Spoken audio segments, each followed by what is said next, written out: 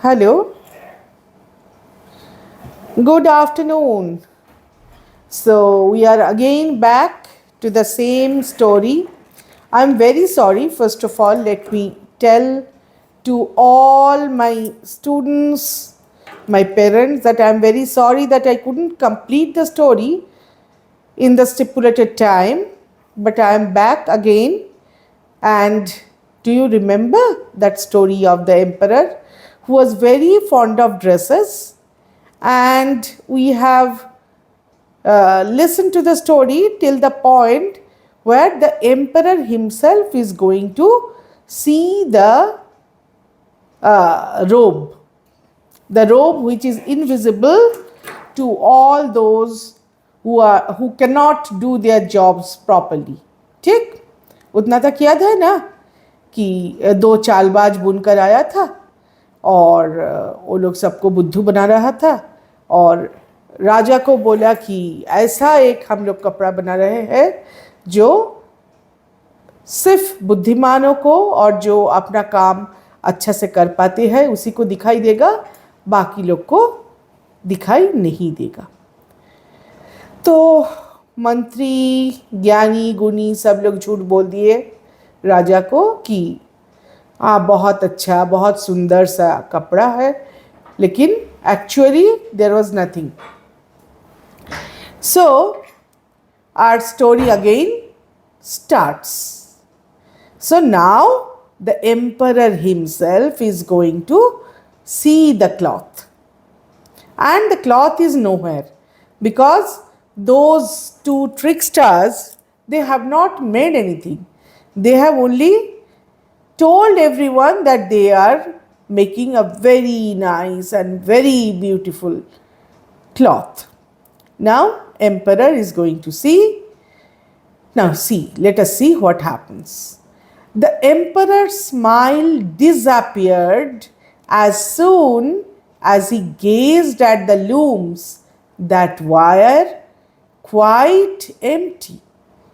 तो सम्राट जो है वो जो करघा है उनको उसको देखा और उस पर तो कुछ था नहीं, तो सम्राट को कुछ दिखाई नहीं दिया। तो एम्परर का स्माइल जो है वो डिसअपियर हो गया, वो अदृश्य हो गया, हंसी सूख गया उनका, क्योंकि उनको भी कुछ दिखाई नहीं दिया। The master tailor exclaimed in a loud voice, "Was I not right, my emperor? How splendid colors and beautiful patterns this cloth has." तो जो खास दर्जी थे राजा के, तब भी वो झूठ बोले जा रहे थे और बहुत ऊंचा आवाज से बोल रहा था कि मैं ठीक बोला नहीं राजा, क्या मेरा बात ठीक नहीं था? देखिए तो कितना अच्छा कलर है, कितना अच्छा पैटर्न है, कितना सुंदर है ये कपड़ा। For a moment the emperor was upset. तो एक मिनट के लिए, एक मुहूर्त के लिए राजा थोड़ा सा अपसेट हो गया। But then he said, yes yes indeed. In fact, he was feeling uneasy to think himself unfit for being a ruler. तो राजा का मन में क्या हो रहा था? अरे मैं तो राजा होने के लायक नहीं हूँ, इसीलिए मुझे दिखाई नहीं दे रहा है कपड़ा, लेकिन ये तो सबके सामने बोला नहीं जाएगा। सो उन्होंने भी ऊंची आवाज़ से बोला, यस यस इंडीड, बकई कितना अच्छा है। और उनको काफ़ी खराब लग रहा था ये बोलते हुए, क्योंकि वो मन ही मन सोच रहा था कि मैं तो अपना पद के लिए, अपना सिंहासन के लिए लायक हूँ ही नहीं। So he said, I must go into fresh air as it is very stuffy here. Saying so he came outside. ऐसा होता है ना कि झूठ बोलने से लोगों को अंदर से अच्छा नहीं लगता है। आप लोग भी सोच के देखो बच्चों, जब कभी झूठ बोला टीचर को, पेरेंट्स को, आपको अच्छा लगा क्या? नहीं। मन ही मन के अंदर कोई बैठा हुआ है जो बोलता है कि बच्चा ये आपने ठीक नहीं किया, आपने तो झूठ बोल दिया। तो ऐसा राजा के भी मन में हुआ। राजा मन ही मन सोचने लगा, मैं तो बिल्कुल नालायक हूँ, राजा बनने के लायक ही नहीं हूँ। और झूठ तो उनको बोलना पड़ा अपना इज्जत रखने के लिए, लेकिन वो बाहर आ गया और बोले कि जाने दो, फ्रेश एयर में जाने दो, because it is very stuffy here, इधर बहुत घुटन हो रहा है। The two weavers followed the emperor, smiling, bowing, and at the same time asking for more gold so that they might complete the work and begin cutting out the cloth for the emperor's suit. तो ये जो दो चालाक, अति चालाक बुनकर, ये लोग भी सम्राट के पीछे पीछे बाहर आया और वो लोग उनको बहुत तरीक़ा से नमस्ते बोला, सलाम ठोका और हंस हंस के बोला कि और भी थोड़ा सा सोने का जरी चाहिए, रेशम की धागा चाहिए, क्योंकि जल्दी जल्दी ये कपड़ा बुनना कंप्लीट करना है और उसी के बाद तो आपका सूट बनेगा ना महाराज। Sure sure said the emperor. और सम्राट क्या करे, झूठ तो बोल दिया, अपना इज्जत रखने के लिए झूठ तो बोलना पड़ा, लेकिन अंदर ही अंदर बहुत खराब महसूस हो रहा था। और उसको ढकने के लिए राजा बोला हाँ हाँ भेज देंगे ना। That very afternoon the two false weavers came with their scissors and a measuring tape and pretended to take the measurements. तो उसी दिन शाम को ये दो जो झूठा बुनकर था, ये चालाक बुनकर जो वो आ गए थे कैंची लेके और साथ में मेजरिंग टेप, नापी का स्केल लेके, टेप लेके, और उन्होंने ऐसा नाटक किया कि राजा का बहुत मेजरमेंट लिए जा रहा है, हाथ का मेजरमेंट, कमर का मेजरमेंट, कंधा का मेजरमेंट। और one of them sat on the work bench, और उनमें से एक बोल रहा था कि इतना इतना मेजरमेंट है, इतना इंच, इतना सेंटीमीटर, सब बोले जा रहा था। और दूसरा जो है वो वर्क बेंच के ऊपर बैठ के with the scissors in hand नाटक कर रहा था कि वो कपड़ा काट रहा है, लेकिन ना तो था कपड़ा ना कुछ था, सिर्फ राजा को ये दोनों मिलके बुद्धू बना रहा था। After a week the tricksters went to the emperor and said, "Here is your new suit, your majesty." और एक हफ्ता के बाद ये दोनों चालबाज बुनकर दोनों राजा के पास जाके बोले, देखिए महाराज, ये है आपका नया सूट। क्या था उनके हाथ में? कुछ नहीं था, हवा था, लेकिन सब लोग तो उसी को सूट बोल रहा था। Just see how splendid it is. Kindly take off your clothes and try it before the mirror. तो ये दोनों चालाक झूठा बुनकर बोला, देखिए कितना असाधारण एक सूट है, कितना अनोखा है, कितना सुंदर है। आप अपना कपड़ा उतार लीजिए और इसको ट्राई करिए आईना के सामने। अपना सारा कपड़ा उतार कर ये नया सूट पहनकर ट्राई करिए कि कैसा लग रहा है। The emperor put on a fake smile as one of the weavers held out his arms. और ये जो राजा सम्राट, वो बहुत फीका सा हंसी हंस के अपना हाथ फैला दिया और दूसरा ये दोनों में एक अपना हाथ आगे किया। क्यों? कि राजा का कपड़ा उतारना था। अब देखो कहाँ तक हम लोग आ गए। ये जो राजा जिसको कोई छू नहीं सकते, ये दोनों चालाक चालबाज बुनकर मिलके इनका कपड़ा उतार रहे थे।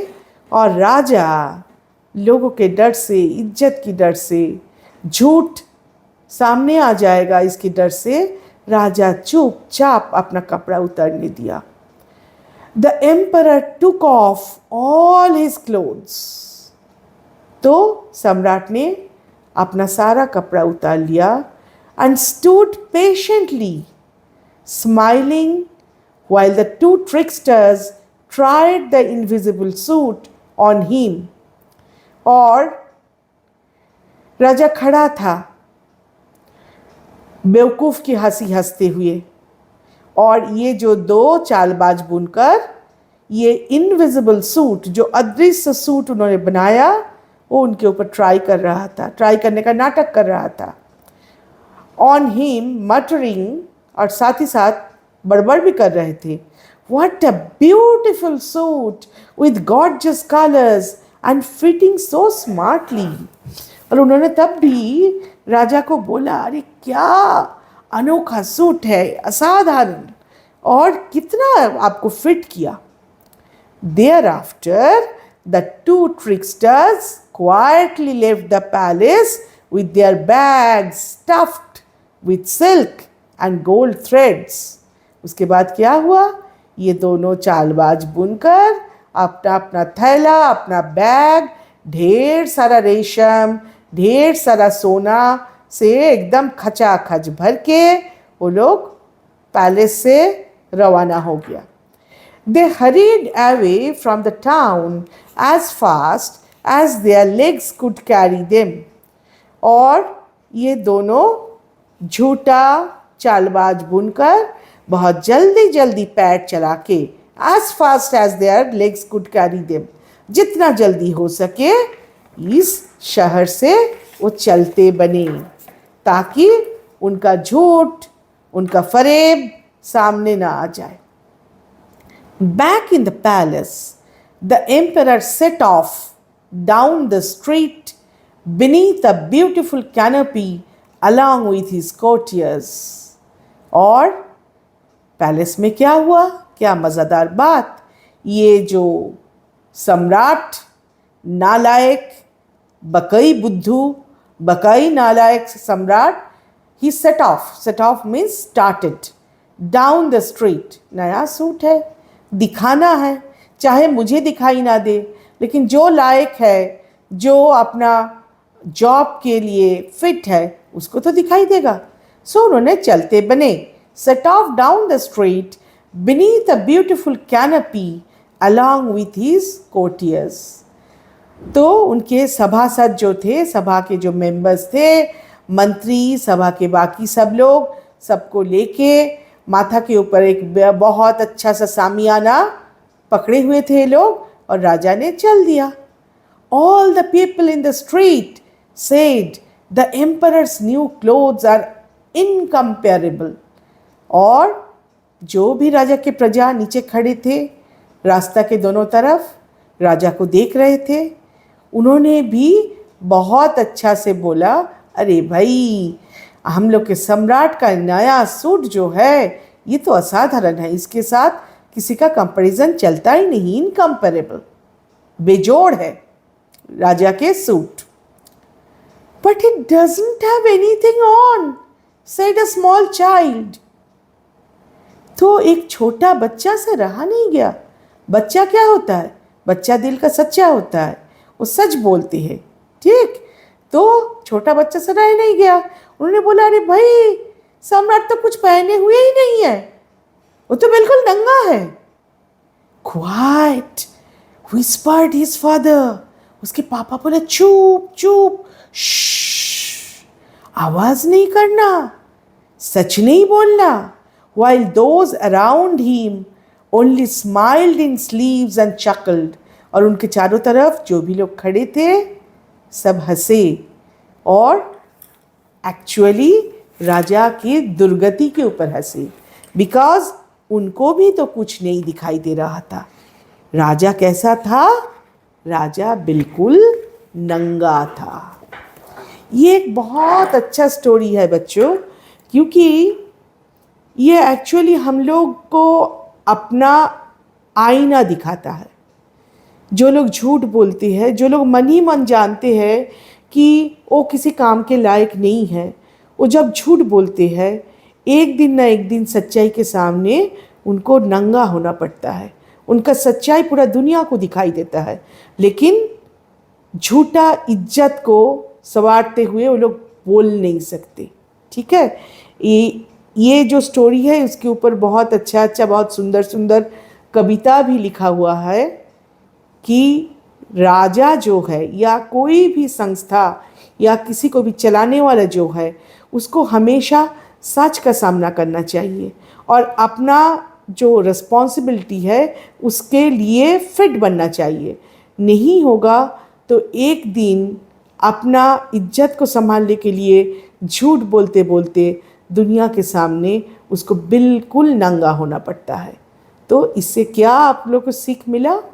पहला बात है कि ज़िंदगी में सिंपल बनना चाहिए, सादा ज़िंदगी होना चाहिए, ताकि आपको नाटक ना करना पड़े, अभिनय ना करना पड़े।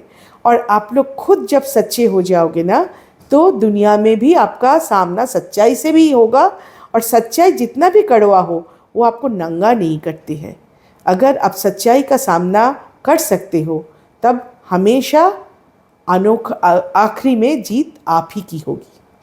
So with this, I will conclude the story today. But there are more beautiful stories, and I'm very sorry I have told, because I have taken so long a break. लेकिन हम लोग और अच्छा अच्छा कहानी सुनेंगे और बहुत जल्द ही सुनेंगे। So that's it today. Thank you and bye.